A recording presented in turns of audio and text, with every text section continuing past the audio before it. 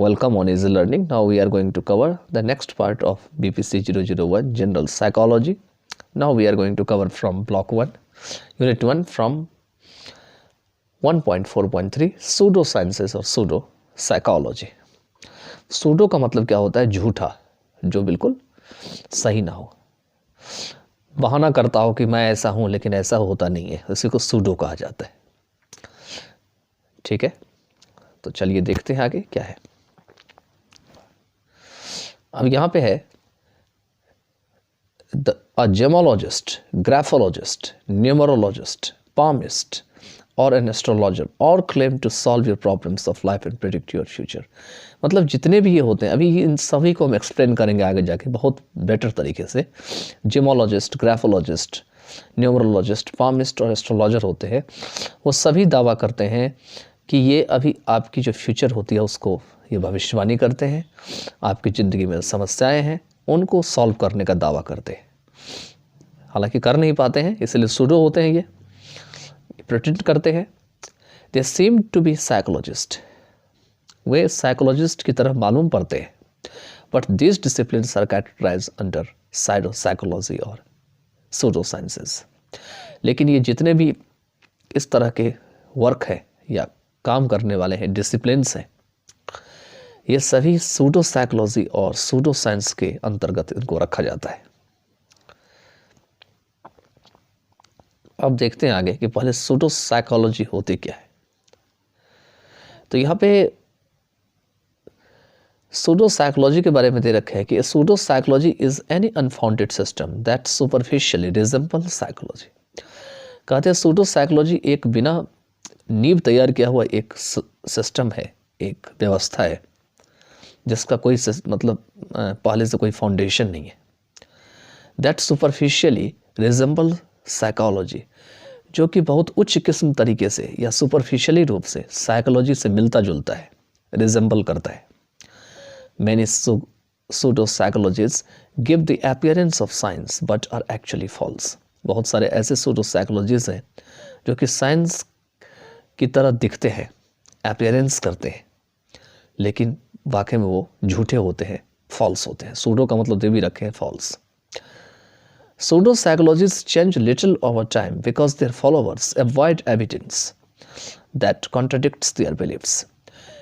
Pseudo psychologists क्या होते हैं? समय के साथ जो है वो बदलते हैं, क्योंकि इनके जितने भी चेले होते हैं, फॉलो करने वाले होते हैं, वो उन एविडेंस को, क्योंकि सूडो साइकोलॉजिस्ट कुछ एविडेंस देते हैं, उनको अवॉइड कर देते हैं, उनको नहीं मानते हैं. क्यों नहीं मानते हैं? क्योंकि उनकी जो बिलीफ होती है, विश्वास होती है, उनको उनसे वो अलग होता है, हट के होता है, कॉन्ट्रडिक्ट करता है वो. Scientists in contrast actively look for contradictions a way to advance knowledge. Scientist क्या करते हैं? इनसे अलग हट करके, कॉन्ट्रास्ट में बढ़ चढ़ करके जो है कॉन्ट्रडिक्शंस को देखते हैं, जिससे कि नॉलेज को और जो है वो एडवांस कर सके. They are skeptical critics of their own theories. वे अपने खुद के बनाए हुए थ्योरी जो है उनमें उनको संदेह होता है, उनको परेशानी होती है.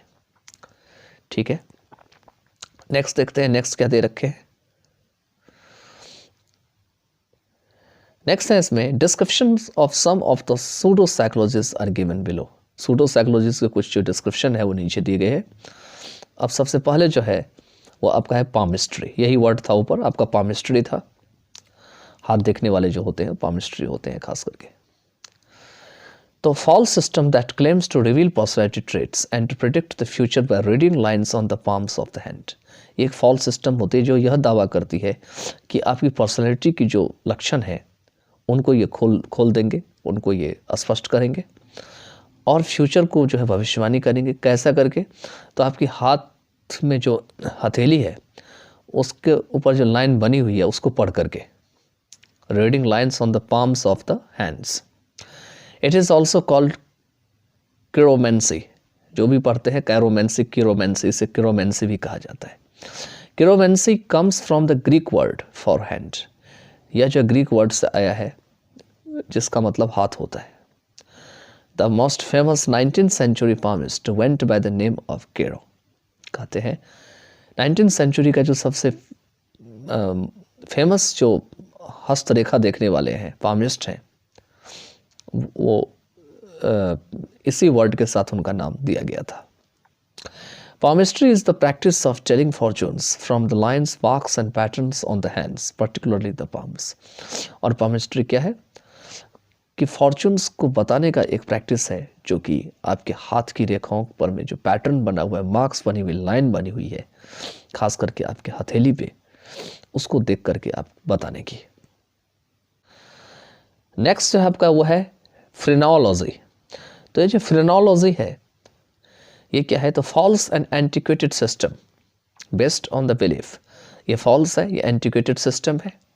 एंटिक्वेटेड का मतलब पुराना सिस्टम है, और यह इस विश्वास पे जमी हुई है, बनी हुई है that personality traits are revealed by the shape of the skull. की पर्सनैलिटी की जो आपके लक्षण है वो आपकी खोपड़ी का आकार कैसा है उसके हिसाब से इसको उजागर किया जाता है, रिवील किया जाता है। Phrenology was started in 19th century by a German anatomy teacher Franz Gall. इस phrenology को 19th century में जर्मनी की जो एनाटॉमी टीचर हैं, एनाटॉमी जानते हैं, पहले बताया है, जो शरीर की जो है अंग की चीर फाड़ करके उसकी परीक्षा करते हैं, उसका एनाटॉमिस्ट कहा जाता है। इनके द्वारा शुरू किया गया था, जिनका नाम था Franz Gall. His theory personality was revealed by bumps on the skull. उनका जो थ्योरी है जिसका नाम था personality was revealed by bump on the skull. Phrenologists assumed that parts of the brain governed different personality characteristics. Phrenology यह मानते थे, assume करते थे कि ब्रेन का जो हिस्सा है वो अलग अलग जो पर्सनैलिटी की जो लक्षण है या कैरेक्टरिस्टिक है उन पे शासन करती है, उन पे अपना राज करती है। Like muscles, part of the brain that were used more often tended to get bigger. कहते हैं कि जैसे मसल होते हैं, जो ब्रेन के पार्ट होते हैं, जिसे अक्सर यूज़ किया जाता था, वो ज़्यादा बड़े मालूम पड़ते हैं। In turn these large areas pushed on the skull causing bumps. और इसके बदले में ये जो बढ़ता हुआ एरिया है जो कि स्कल को धकेलता चला गया और जिससे स्कल बड़ा होता चला गया, कॉजिंग बम्प्स। अब आगे देखते हैं, इसमें दे रखे हैं कि with advances in neurology this was shown to be impossible and phrenology declined. कि न्यूरोलॉजी का जैसे ही आगे तरक्की हुआ, एडवांस हुआ, तो यह देखा गया कि यह तो बड़ा ही असंभव काम था जो फ्रेनोलॉजिस्ट बताते थे, और इस तरीके से फ्रेनोलॉजी को जो है त्याग दिया गया, डिक्लाइन कर दिया गया। Although some brain areas do have specific functions, they are not directly related to specific personality traits. कहते हैं भले ही कुछ ऐसे ब्रेन की एरियाज होते हैं जिनके कुछ खास फंक्शन तो होते हैं, लेकिन उनका संबंध डायरेक्टली जो है कुछ खास पर्सनैलिटी ट्रेट्स से नहीं होते हैं। They are not directly related to specific personality traits. तो फ्रेनोलॉजी हो गया, आपका पामिस्ट हो गया। अब चलते हैं, देखते हैं ग्राफोलॉजी क्या होते हैं। तो ग्राफोलॉजी जो होते हैं ये फॉल्स सिस्टम होती है based on the belief that hand writing can reveal personality traits. वह इस बिलीफ पे आधारित होती है कि हैंड राइटिंग जो आपकी है यह आपकी पर्सनैलिटी ट्रेट को खोलती है, स्पष्ट करती है, रिवील करती है। Indicates that personality is revealed bye persons hand writing. Persons hand writing के द्वारा यह बताती है कि पर्सनैलिटी आपकी कैसी है, इंडिकेट करती है। Some companies in USA use handwriting analysis to evaluate job applicants. USA में कुछ ऐसी कंपनी है जो कि जॉब करने वाले जो लोग हैं उनका मूल्यांकन कैसे करते हैं? तो हैंडराइटिंग को देख करके, हैंडराइटिंग कैसा है, हैंडराइटिंग को पढ़ करके। Definitely valuable in detecting forgeries. और वाकई में जो फॉर्जरी होते हैं, जालसाजी होते हैं, उनको पता करने में ये बहुत मूल्यवान होते हैं। नेक्स्ट है आपके careful test of accuracy in psychological studies have shown that graphologist score close to 0 in rating personality. और अगर एक्यूरेसी की जो केयरफुल टेस्ट किया जाए साइकोलॉजिकल स्टडीज़ में, तो यह दिखाए हैं, शोन किया है कि ग्राफोलॉजिस्ट जो है वो पर्सनैलिटी के मामले में, अगर पर्सनैलिटी के रेट के बारे में बात करें तो इनको कुछ नहीं मिलता है, इनको 0 स्कोर मिलता है। ठीक है। नेक्स्ट देखते हैं फोर्थ में आपका न्यूमरोलॉजी। ये भी एक फॉल्स सिस्टम है। False system based on the belief that personality traits are revealed by certain numbers, usually birthdays, date, month and year. ये भी एक फॉल्स सिस्टम है जो इस विश्वास पर आधारित है कि पर्सनैलिटी ट्रेट जो है वो कुछ निश्चित नंबर के द्वारा उसको देखा जाता है, रिवील किया जाता है। साधारणतया इसमें बर्थडेज की किस डेट को उसका जन्म हुआ, किस मंथ को हुआ, किस ईयर को हुआ। They are the database from where a neurologist is able to describe your sight unseen। कहते हैं ये ऐसा डेटा का जगह होता है जहाँ से न्यूरोलॉजिस्ट जो है वो इस के योग्य हो पाते हैं, आपको बता पाते हैं, डिस्क्राइब कर पाते हैं और साइट अनसीन के बारे में बताते हैं। Number values are assigned to the letters in your name. Number values को जो है आपके नेम के जो लेटर है उसके साथ जोड़ दिया जाता है। By adding these with the numbers in your birth date in a multitude of combinations, a numerologist establishes your key numbers। कहते हैं इसको जोड़ते हुए आपकी डेट ऑफ बर्थ के साथ नंबर के साथ काफ़ी ज़्यादा कॉम्बिनेशन का एक गुच्छा बन जाता है। इन ए मल्टीट्यूड ऑफ कॉम्बिनेशन, तो न्यूमरोलॉजिस्ट उसके बाद क्या करते हैं, आपको जो है की नंबर के हिसाब से तैयार कर देते हैं। एस्टेब्लिशेस योर की number. He then interprets the meaning of this key number। तब इस की नंबर का वो मतलब निकालते हैं। आज भी ऐसा होता है, आपने देखा होगा। Which results in a complete description of your personality, personal characteristics। और जो कि आपकी जो पर्सनल कैसा लक्षण है, आपका कैरेक्टरिस्टिक है, उसका एक कंप्लीट विवरण देते हैं। नेक्स्ट है आपका फिफ्थ में, वो है आपका एस्ट्रोलॉजी। एस्ट्रोलॉजी आपको पता ही है एक बहुत अच्छा विषय, बहुत ज़्यादा पढ़ाई होती थी पहले। तो यहाँ पर मैं एस्ट्रोलॉजी के बारे में दे रखा है कि false system based on the belief that human behaviour is influenced by the position of planets and stars. कहते हैं ये भी फॉल्स सिस्टम थी जो इस विश्वास पर आधारित थी कि ह्यूमन बिहेवियर को प्लैनेट और स्टार की जो पोजीशन है उसके द्वारा वो प्रभावित होते हैं। It is based on the assumption that the position of the planets and stars at the time of a person's birth determines personality characteristics and affects behavior।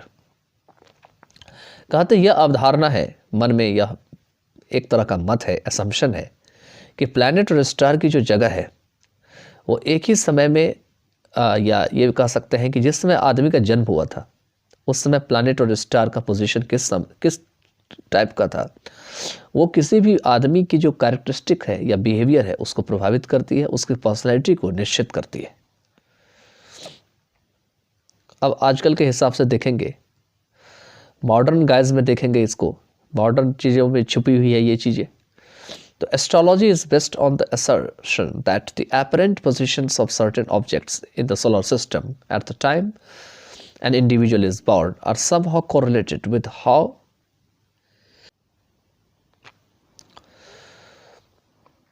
तो somehow correlated with his or her personality, activities, preferences and even major life events such as marriages, divorces, accidents, etc. आजकल अगर modern guys की बात करें तो astrology जो है किस चीज़ पे बेस्ड है, तो ये एक अपरेंट पोजीशंस है कुछ सर्टेन ऑब्जेक्ट की जो सोलर सिस्टम में होती है जिस समय इंडिविजुअल ने जन्म लिया था, और इसको किसी भी तरीके से उसकी जो पर्सनैलिटी होती है उससे जोड़ के देखा जाता है, उनकी एक्टिविटीज से जोड़ के देखा जाता है, उनका क्या चाहत है, प्रेफरेंसेस है, और यहाँ तक कि मुख्य जो घटनाएं हैं उनके जीवन में उससे जोड़ा जाता है, जैसे कि मैरिज है, डाइवोर्स है या एक्सीडेंट्स है। Pseudo psychologies are not supported by scientific evidence. लेकिन साइंटिफिक एविडेंस के द्वारा सूडो साइकोलॉजीज को कोई भी मदद नहीं मिलती है। Belief in pseudo psychologies is based on the following thinking errors. कहते हैं सूडो साइकोलॉजीज की जो विश्वास है वो नीचे जो दी गई भूल है या गलती है उस विचार के ऊपर आधारित है। चलिए देखते हैं आगे। पहला तो है कि अनक्रिटिकल एक्सेप्टेंस है, कि जब भी ये सूडो वाले देखते हैं तो ये कोई क्रिटिसाइज नहीं करते हैं, बिल्कुल उस चीज़ को मान लेते हैं। The tendency to believe generally positive और फ्लैटरिंग डिस्क्रिप्शंस ऑफ वनसेल्फ। ये एक ऐसा रवैया है जिसमें वो विश्वास कर बैठते हैं पॉजिटिव तरीके से और अपने आप को जो है फ्लैटरिंग डिस्क्रिप्शन देते हैं, चापलूसी वाला जो डिस्क्रिप्शन होता है। Fallacy of positive instances, fallacy क्या होती है कि काफ़ी लोग उसको सत्य मानते हैं लेकिन बाकी वो सत्य नहीं होता, उसी को फैलेसी कहा जाता है। तो फैलेसी होती है पॉजिटिव इंस्टेंसेस की। द टेंडेंसी टू रिमेंबर और notice information that fits one's expectations while forgetting discrepancies. कहते हैं कि एक ऐसा टेंडेंसी होता है जिसमें रिमेंबर करने की या नोटिस करने की इंफॉर्मेशन की बात होती है जो कि किसी व्यक्ति की एक्सपेक्टेशन को फिट करती है। जब वो डिस्क्रिपेंसी को फॉरगेट करना, डिस्क्रिपेंसी क्या होती है, दो चीज़ अलग अलग होती है जो सेम होना चाहिए, उसी को डिस्क्रिपेंसी कहा जाता है। उसके बाद जो बैरनम इफेक्ट है, the tendency to consider a personal description accurate if it is stated in general term. ये एक ऐसा टेंडेंसी होती है जिसमें कि पर्सनल डिस्क्रिप्शन को एक्यूरेट मान लिया जाता है। किसी ने बताया उसको सही सही मान लिया, अगर इसको सही तरीके से बताया जाता है, if it is stated in general terms. ये कून और मिट्रर के द्वारा दिया गया है। Psychology is neither common sense nor pseudo science. कहते हैं साइकोलॉजी ना तो कॉमन सेंस है ना ही सूडो साइंस है। Contrary to pseudo sciences, scientific psychology is based on objectivity, empirical evidence and critical thinking. कहते हैं अगर देखा जाए सूडो साइंसेज के विपरीत अगर देखा जाए तो साइंटिफिक जो साइकोलॉजी है वो ऑब्जेक्टिविटी, एम्पेरिकल एविडेंस और क्रिटिकल थिंकिंग के ऊपर आधारित है। तो इस पार्ट ऑफ वीडियो में we studied about pseudo sciences, pseudo psychology and how it affects the psychology and how psychology is very different from pseudo psychology और pseudo science। ठीक है, तो इसके बारे में हमने देखा है। चलिए नेक्स्ट पार्ट ऑफ वीडियो में जो है हम कुछ और करते हैं, और ये हमारी जो नेक्स्ट वीडियो होगी वो इस पार्ट ऑफ जो यूनिट है उसका जो है लास्ट यूनिट होगा, लास्ट आपका जो है पार्ट होगा इस यूनिट का। तो bye then take care of yourself.